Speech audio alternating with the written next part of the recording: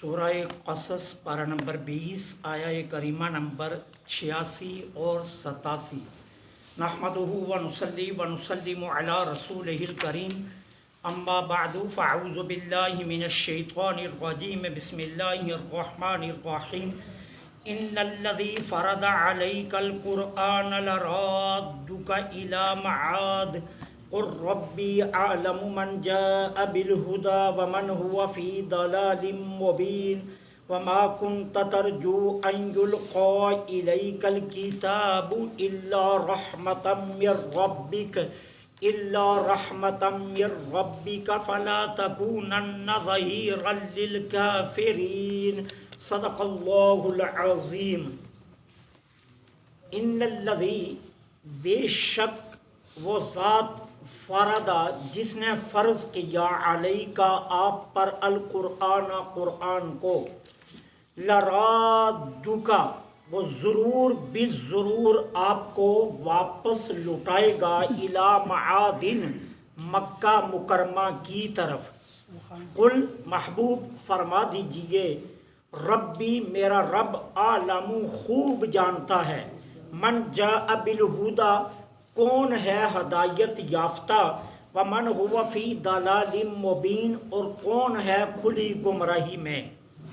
وما کنتا اور نہ تھے آپ، ترجو امید رکھتے، ان یلقا الیک الکتاب کہ نازل کی جائے گی آپ پر کتاب، الا مگر رحمتا من ربک صرف اپنے رب کی رحمت پر، فلا تکونن پس ہرگز نہ ہوئے، ظہیرا للکافرین کافروں کے مددگار۔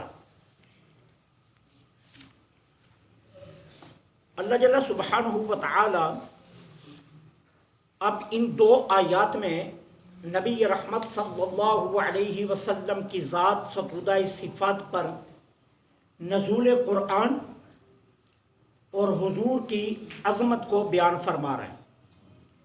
فرمایا محبوب، جس رب نے آپ پر قرآن فرض کیا، فرض کیا کا مطلب کیا ہے کہ آپ پر قرآن کو نازل کیا، سبحان اللہ، اس کا وعدہ ہے کہ وہ آپ کو ضرور مکہ مکرمہ کی طرف واپس لوٹائے گا۔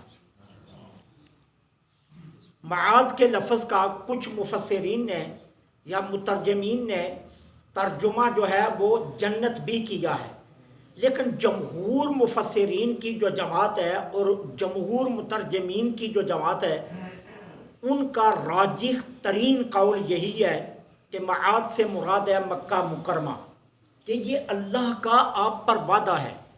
کیا مطلب؟ کہ جس طرح نزول قرآن آپ کے لیے یقینی ہے کہ اللہ نے آپ پر قرآن کو نازل کیا، اور یہ سچی اور یقینی خبر ہے، اسی طرح یہ بھی آپ سے آپ کے رب کا سچا وعدہ ہے کہ وہ آپ کو اسی مکہ مکرمہ میں واپس لٹائے گا۔ سبحان اللہ، یہ وعدہ ہے آپ کے رب کا آپ سے۔ کیوں؟ جب نبی رحمت صلی اللہ علیہ وسلم کو حکم ہجرت ملا تو حضور جب مکہ المکرمہ چھوڑ کر جانے لگے نا، تو عازم سفر ہوئے تو حضور پلٹ کر مکہ کی طرف دیکھ رہے۔ اللہ اللہ، حضور کو مکہ المکرمہ سے پیار ہے، تو حضور پلٹ کر مکہ مکرمہ کی طرف دیکھ رہے۔ تو پھر سرکار نے کھڑے ہو کر دعا فرمائی، اے اللہ، جو شہر مجھے محبوب تھا، جو جگہ مجھے پیاری لگتی تھی، جس جگہ سے میں محبت کرتا تھا، اس جگہ سے تو نے مجھے ہجرت کا حکم دے دیا، اب مجھے وہاں بھیج جو تجھے پیاری لگتی ہے۔ اللہ، سبحان اللہ، سبحان سبحان اللہ، تو رب نے اپنے محبوب کو کہاں بھیجا؟ مدینہ المنورہ میں۔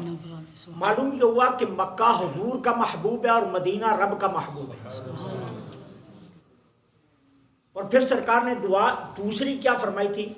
اے اللہ، جہاں میں تھا، جو مجھے محبوب تھا، وہ ہے مکہ، اب جہاں تو مجھے بھیجے، جتنی مکہ میں برکتیں رکھی ہیں اس سے دگنی اس میں رکھ دینا جہاں تو مجھے بھیجے۔ اللہ، سبحان اللہ، تو مکہ المکرمہ میں جتنی برکات ہیں اللہ نے اس سے دگنی برکتیں مدینے میں رکھی ہیں، کیونکہ اپنے محبوب کی دعا کو رب نے قبول فرمایا۔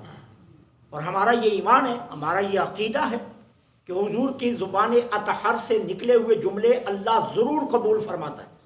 تو سرکار نے یہ دعا کی تھی کہ اللہ مکے میں جتنی برکتیں رکھی ہیں اس سے دگنی وہاں رکھ دے جہاں تو مجھے بھیج رہا ہے۔ تو اللہ فرماتا ہے یہ وعدہ ہے آپ کے رب کا آپ سے کہ وہ ضرور آپ کو مکہ میں واپس لٹائے گا۔ اس کے بعد فرمایا قُل ربی عالم۔ اس کا شان نزول آیت کے اگلے حصے کا یہ ہے کہ الیاذ باللہ استغفر اللہ، کفار مکہ کہا کرتے تھے کہ آپ کھلی گمراہی میں ہیں۔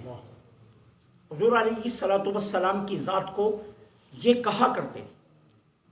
تو اللہ تعالیٰ نے فرمایا محبوب ان کو کہہ دیجئے اللہ خوب جانتا ہے کون ہدایت یافتہ ہے اور کون کھلی گمراہی میں ہے۔ اللہ تمہارے کہنے سے تو کچھ نہیں ہوگا، جو تم کہوگے اس سے تو بات نہیں بنے گی نا۔ یہ تو اللہ جانتا ہے کہ کون ہدایت یافتہ ہے اور کون کھلی گمراہی میں ہے۔ اب تم جو مرضی فیصلے کرتے رہو، تمہارے فیصلے نہیں ہیں، فیصلے تو رب کے ہیں۔ تو یہ تو اللہ جانتا ہے کہ ہدایت یافتہ کون ہے اور کھلی گمراہی میں کون ہے، لہٰذا تمہارے یہ جملوں سے کوئی فرق نہیں پڑتا، تم جو مرضی کہتے رہو۔ اب تم اگر سورج کو اندھا کہو تو سورج تمہارے کہنے سے اپنی روشنی اچک تو نہیں نہ دے گا۔ اللہ چاند کو تم بے نور کہو تو تمہارے کہنے سے بے نور نہیں ہوگا، جتنی دیر تک رب کا حکم نہ ہو تو تمہارے کہنے سے کچھ نہیں بنے گا۔ بات تو وہ ہے کہ اللہ نے کس کو ہدایت یافتہ بنایا اور کون کھلی گمراہی میں ہے، یہ اللہ جانتا ہے۔ اب اس کے بعد فرمایا وما کنت ترجو ان یلقی الیک الکتاب الا رحمتا من ربک۔ محبوب آپ امید نہیں رکھتے تھے کہ ان یلقی الیک الکتاب، کہ آپ پر کتاب نازل کی جائے گی۔ اب جامع البیان کے اندر علامہ طبری علیہ الرحمہ نے اس کی تفسیر کچھ یوں کی ہے کہ آپ یہ امید نہیں رکھتے تھے کہ آپ پر یہ قرآن نازل کیا جائے گا اور آپ کو گزشتہ امتوں کے حالات، واقعات اور حوادثات بتائے جائیں گے۔ ہاں اللہ نے آپ پر رحم فرمایا اور قرآن بھیج کر سابقہ ساری امتوں کے حالات و واقعات اور حوادثات آپ کو بتا دیے۔ سبحان اللہ۔ یہ ہے علامہ طبری کا، اور اس سے ملتے جلتے کچھ اور مفسرین نے بھی اپنے خیالات کا اظہار کیا، لیکن جو زمانہ قدیم کے مفسرین گزرے ہیں ان میں سب سے جو راجح قول رہا ہے وہ حضرت علامہ مفتی احمد یار خان نعیمی رحمۃ اللہ علیہ کا تفسیر نعیمی والا جو بیان ہے وہ سب سے زیادہ اس کو مفسرین نے پسند فرمایا۔ مفتی صاحب کیا فرماتے ہیں؟ فرماتے ہیں ظاہری اسباب کے لحاظ سے، ظاہری اسباب کے لحاظ سے یہ امید نہیں تھی کہ آپ پر قرآن آئے گا۔ ظاہری اعتبار سے کچھ نہیں تھا کہ آپ پر قرآن آئے گا۔ اچھا اس کا سبب میں بتا دوں۔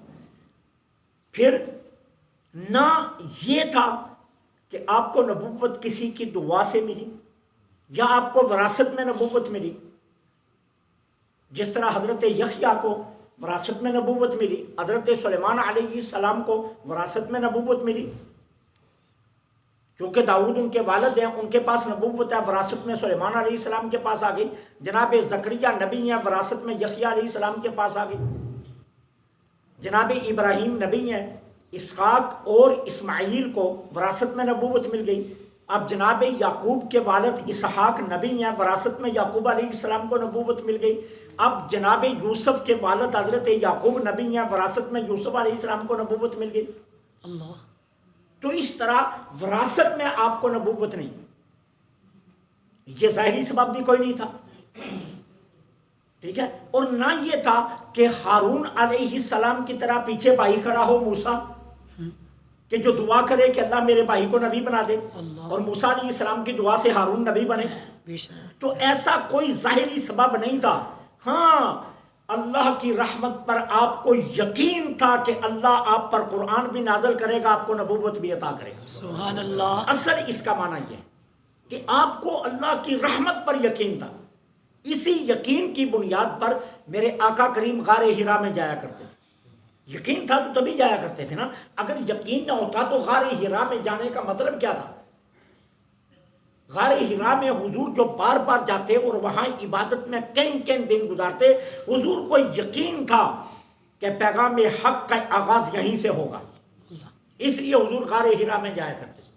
اور پھر وہی ہوا کہ غار حرا میں ہی تشریف فرماتے تو اللہ نے جبریل امین کو بھیجا، اقرا بسم ربک الذی خلق، قرآن کا آغاز کر دیا نزول کا۔ سبحان اللہ۔ تو آپ کو اپنے رب کی رحمت پر یقین تھا کہ اللہ آپ کو نبوت بھی عطا فرمائے گا اور اللہ آپ پر قرآن کو بھی نازل کرے گا۔ تو اس کا صحیح معنی یہ ہے کہ وما کنت ترجو، کہ آپ کو کسی ظاہری سبب پر کوئی امید نہیں تھی کہ آپ کی طرف کتاب کو نازل کیا جائے گا۔ ہاں آپ کو اپنے رب کی رحمت پر یقین تھا کہ وہ مجھے ضرور اپنا آخری محبوب بھی بنائے گا، نبی بھی بنائے گا، خاتم النبیین بھی بنائے گا اور قرآن بھی نازل کرے گا۔ سبحان اللہ۔ فلا تکونن ظہیرا للکافرین، سو اب ہرگز کافروں کے مددگار نہ بنیے۔ اب اس کا مطلب کیا ہے کافروں کے مددگار نہ بنیے؟ کہ اللہ تعالیٰ نے جو پیغام آپ پر نازل فرمایا ہے، آپ بے کم و کاست بغیر کسی کمی پیشی کے اس کو من و ان بیان فرما دیجیے، من و ان بیان فرما دیجیے۔ اور اگر یہ کافر مل کر آپ پر زور ڈالیں، دباؤ ڈالیں اور کسی قسم کی تبدیلی چاہیں کہ آپ اس میں کچھ تبدیلی کر لیں، تو آپ ان کے زور اور دباؤ کے سامنے ہرگز یہ قبول نہ کرنا کہ میں تبدیلی کر سکتا۔ کیوں؟ اللہ تعالی نے اس کلام پاک میں جو کچھ فرما دیا، آپ کا من و ان اسی طرح تبلیغ کرنا یہ آپ پر فرض ہے، اور آپ ان کے دباؤ کو قبول نہ کیجیے ہرگز۔ تو یہاں مکذبین قرآن کو مخاطب کیا گیا، قرآن کو جھٹلانے والوں کو، اور پھر یہاں تنبیہ کی گئی مشرکین مکہ کے سرداروں کو کہ اگر دل کے کسی گوشے میں تمہارا کوئی دھیان یا خیال ہے کہ ہم انہیں دبا لیں گے، زور ڈال کر ہم ان کی باتوں میں تبدیلی کروا دیں گے، یا جو کتاب یہ سنا رہے ہیں ہمیں اس کتاب کے احکامات میں کوئی تبدیلی کروا دیں گے، تو یہ ذہن سے، یہ دماغ سے، یہ دل کے گوشوں سے یہ خیال نکال لینا کہ ہرگز ایسا نہیں ہوگا۔ اسی لیے جب شاب ابی طالب میں سرکار تھے تو اس وقت کیا ہوا، پیغام بھیجا گیا کفار کی طرف سے، کیا کہا گیا؟ جتنی دولت مانگتے ہیں اتنی دے دیتے ہیں، عرب کی جس خوبصورت ترین دوشیزہ سے آپ نکاح کرنا چاہتے ہیں ہم وہ نکاح بھی کروا دیں گے، اور جس چیز کا آپ مطالبہ کرتے ہیں وہ مطالبے پورے کر دیں گے، لیکن آپ ہمارے معبودوں کو، ہمارے بتوں کو جھوٹا نہ کیجیے، صرف یہ کام کیجیے کہ یہ جو 313 ہم نے اندر رکھے ہیں نا، انہیں آپ جھوٹا مت کیجیے، یہ نہ کہیے کہ یہ جھوٹے ہیں۔ تو میرے آقا نے فرمایا تم دنیا کی کہانی سناتے ہو مجھے، تم میرے ایک ہاتھ پر سورج رکھ دو، دوسرے ہاتھ پر چاند رکھ دو، میں پھر بھی کہوں گا یہ جھوٹے ہیں، میں پھر بھی حق کہنے سے باز نہیں ہوں۔ حق کہنا ہی سب سے بڑا کمال ہے، بے کم و کاست کہہ دینا جو بات ہے وہی کمال ہے۔ ایک صاحب علم، ایک مبلغ کے لیے یہ شرط ہے، وہ سامنے یہ نہ دیکھے کہ میرے سامنے کون بیٹھے ہیں، عمرا جو چندہ دینے والے بیٹھے میں ان کی رعایت کروں، جو مدرسے مسجد کی خدمت کرتے ہیں میں ان کی رعایت کروں، جو میری مٹھی گرم کرتے ہیں میں ان کی رعایت کروں، یا سامنے حکمران بیٹھے ہیں تو میں حکمرانوں کی رعایت کروں۔ نہیں، حق بات پھندے پر جھول کر کہنا بھی یہ فرض ہے سبحان اللہ۔ کہ حق بات ہر حال میں کہی اور اس کی پرواہ نہ کی جائے کہ سامنے کون ہے۔ تو کہا گیا مشرکین مکہ اور مکہ کے سرداروں، اگر دل کے گوشے میں یہ خیال رکھتے ہو تو یہ خیال نکال دو، تمہارا زور، تمہاری طاقت، تمہارا